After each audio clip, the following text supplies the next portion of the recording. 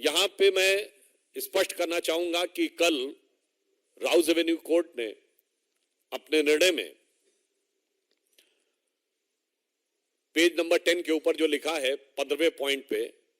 जो ये कहने का प्रयास कर रहे हैं कि केस का आधार नहीं बनता है, उसमें बहुत स्पष्ट कहा है, hence in prima fascia view this court the fact stated that the material placed before the court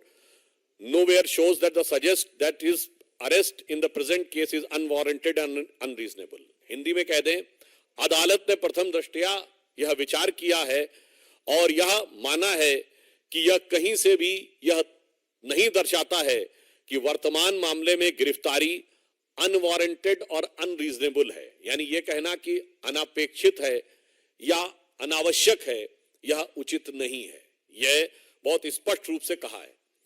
आगे भी अगर आप देखें तो पेज नंबर 11 पे बहुत साफ साफ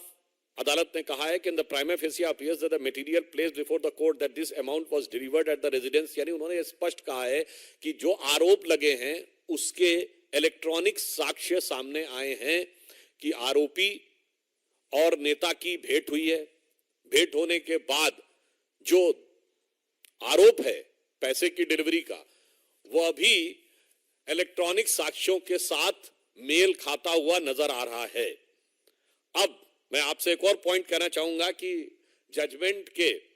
पॉइंट नंबर 13 को अगर आप पढ़ें पेज नंबर 12 पे, तो उसमें अंतिम 2 लाइनों में कोर्ट ये कहता है, though the veracity of these statement will be tested during the course of trial only but for the purpose of investigation and such statement has to be believed and taken into consideration. उन्होंने कहा कि वास्तविकता में दोष का निर्धारण जांच के बाद होगा, पर प्रथम दृष्टया जो साक्ष्य हैं वो विश्वास करने योग्य और कार्रवाई शुरू करने योग्य नजर आ रहे हैं। तो अब इसमें कोई किंतु परंतु का स्कोप नहीं है।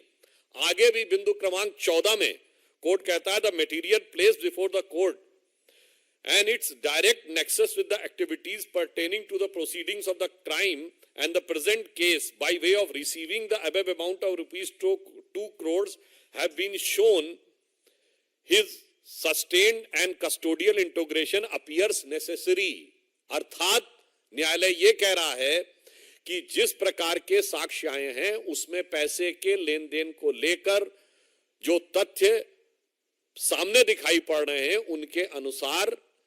यह हिरासत में रखकर पूछताछ नेसेसरी अर्थात आवश्यक प्रतीत होता है। मुझे लगता है कि अब इसके बाद